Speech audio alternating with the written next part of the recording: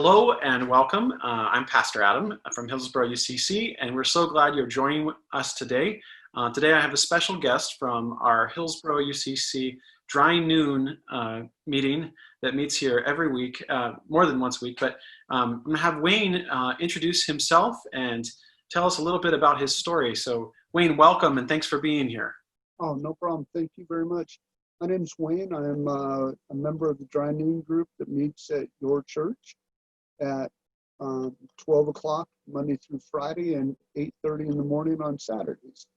Tell me a little bit about that group, or AA in general, for people who might not be that familiar with it, like how it works, and your specific group, the Dry Noon group. I'll start at the beginning of that. AA started in 1935 when a New York stockbroker met up with an Akron physician in Akron, Ohio, when he was out on business. He was struggling with his business, and long story short, he needed somebody to work with, and he realized that talking with another alcoholic had saved him the last 6 months, so he sought out this Akron physician who happened to be a drunk. AA is more or less the 12 steps are basically what AA is, and its end goal is to hopefully get a person who is hopelessly addicted to alcohol to have some semblance of a life without alcohol. And please don't hold me to these answers. You can do your own research. There's plenty of literature out there that will probably do a better job than I will in defining what Alcoholics Anonymous is and does.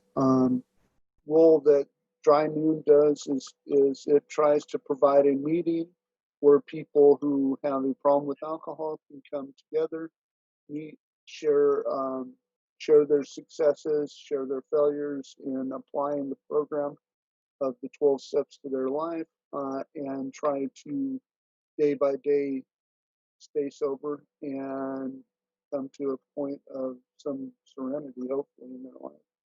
The Dry Noon group meets in our building. Where does it meet and how often? And it's in the Mayflower room downstairs in the basement. It's a really good location.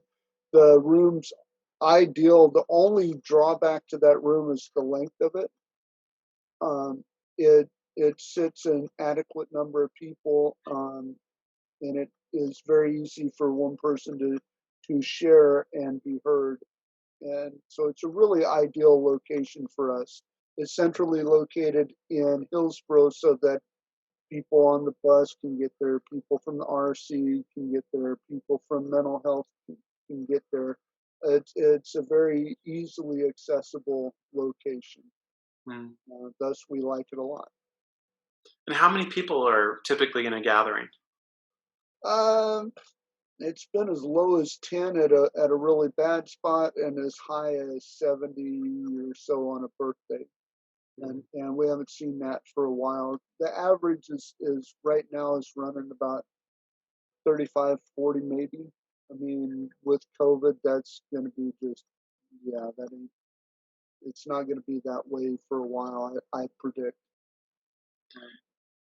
Yeah, it certainly changed things. Do you want to talk about that? How has COVID impacted how the group gathers, what it's able to do and what it's not able to do? Well, currently the group has not been able to actively meet in person since March 23rd was the last day that we were able to meet in person at the church.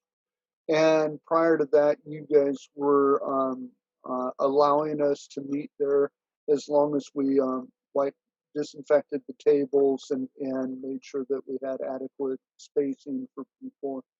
And all the changes sort of it seemed like every day was a new set of challenges. Mm-hmm. And so we went from holding hands like we normally do at the end of the meeting and saying the prayer and hugging each other and that kind of stuff to at the end we were like 2 or 3 feet apart from each other saying the prayer and like looking at each other like, what do? We normally hug. We're a hugging bunch. We like to, and words I'm not used to saying out loud, and especially talking to a guy.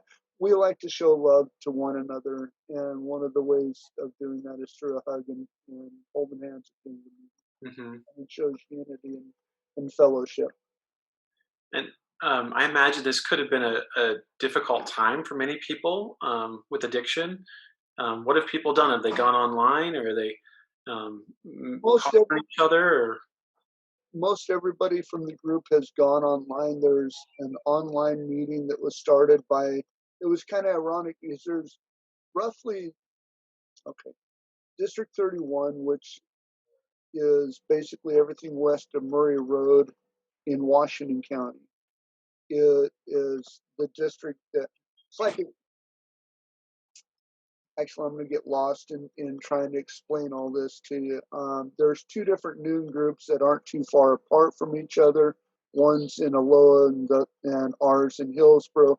And a member of our group, an ex-member of our group, who became a member of the Aloha group, started an online meeting. And neither one of us were meeting physically, so it sort of combined the two groups, and since then, one of them is split off. But I mean, so we have a noon group. It's called Zoom at Noon. Um, it's a little different. It's I mean, at the beginning it was all about fear, and then how great Zoom was for having a platform that we could use, which it is. I'm not trying to take anything away from. mm, It's a little bit of a challenge with some of the people who aren't so tech savvy, myself included. They get on and they don't hit the mute button, and it gets kind of distracting. And some of our members have decided to wait it out. They've sought other means of refuge to get through this time. A mm, lot of people have reached out to other people, calling people, reading literature, um, having small impromptu gatherings. Um, so and we're just starting to see people getting together and just going like, kind of had enough of this. I need to actually see somebody, and I mm. mean in person kind of thing.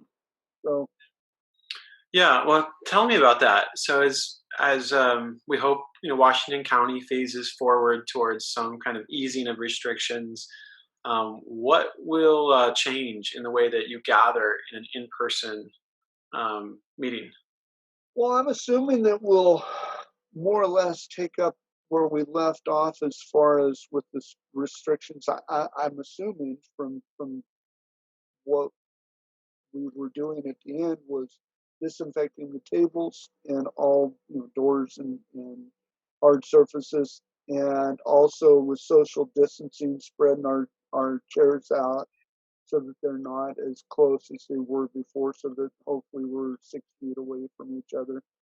Um, we haven't really, as a group, talked about that because we assumed that the church would be mandating or saying here's the stipulations that you have to follow in order to meet here as being our landlord. I mean, we're also looking into getting masks and having them available if people wanted them. Um, we've got a we've got a bunch of a cross section of people from the ultra conservative to the ultra liberal, where one side wants you should have to wear a mask and almost spray Lysol in front of yourself as you're moving through the world, and the other that think this is all poppycock. So it's kind of hard to get everybody. It's like herding cats, Really? and yeah. um, So I think the best we can do is try to ensure that we have as many safeguards as possible, and to just be mindful of if somebody's sick, what do we do? Um, my assumption is that at this point, at before when somebody was sick, it was just like, God, they really toughing it out. They're coming to the meeting, and stuff. And now it's like, yeah, no, sorry, you're gonna mm, wait till you get better. mm. So my assumption is if somebody shows up sick, we'll probably be polite about asking them, is there any chance you can Yeah. come back when you're well? Because I know anymore, and if somebody coughs, or sneezes, people are just, there, there's a great Facebook one where, a gal comes to a bus stop, coughs, and there's a handful of people that, all turn around. One pulls a gun out, shoots, and the other ones are spraying Lysol, and then they go on about, not that we should get that extreme, but I mean, anymore people are really touchy and paranoid. Mm. And so we're going to do the best that we can with. Well, we are in conversation with the church leadership about what, in-person gatherings might be possible, what that would look like. I know I got a call from my barber the other day, and I had to answer 4 or 5 questions. Have you been sick in the last 48 hours? Have you traveled in the last 48 hours? Will you wear a mask when you come in? And these kinds of things. So it's depending on the population of people who are there and the number of people gathered. Um, we're facing the need that we might have to ask for reservations, or might have to turn people away, which is really contrary to our mission, like who we are. We really strive to be a place where all people are welcome, and I know that your meeting is also open. It's open to all. So there's some challenges there that we have to figure out, like how would we go forward safely, or more safely. So how can we be praying for your group, or supporting you? And we have about 13 different recovery groups that meet in our building throughout the month, and yours is one of those. But in general, is there a way that the church can be um, sending love, or partnering with you? I've always had a hard time when it comes to the, the act of prayer, Mm, because it always it I was just saying, I was just looking up the definition of the serenity prayer, which is one of AA's like favorite things to say. mhm, And God grant me the serenity. And I looked at grant, and it's permiss or allow, and I'm going, so I'm still asking him to, hey, give me this or allow that, and it's like my favorite prayer is thank you, mhm. because it's not asking anything of him. So to answer your question, warm thoughts are always welcome. Mm. You know, to realize that the people that are in Alcoholics Anonymous are people from the community, that some of us just, instead of having cancer, we ended up with alcoholism. And granted, there might be a little bit more, with alcoholism, there might be a little bit less blind luck and more active involvement in the pursuit of alcoholism and stuff. And so it's a little harder. It makes it a little bit more difficult to accept or be accepting, or and so I understand that. I mean, but in the end, I would want you to be happy to. Well, we Yeah, are happy that you're here, and we're glad that your group has such a following. And I want to thank you for making space for people on their journey towards recovery and sobriety. So thank you, Wayne. I really appreciate the chance to talk, and I hope it'll be a first of many conversations. And bless you and the entire meeting in these days. You were in our hearts and in our prayers.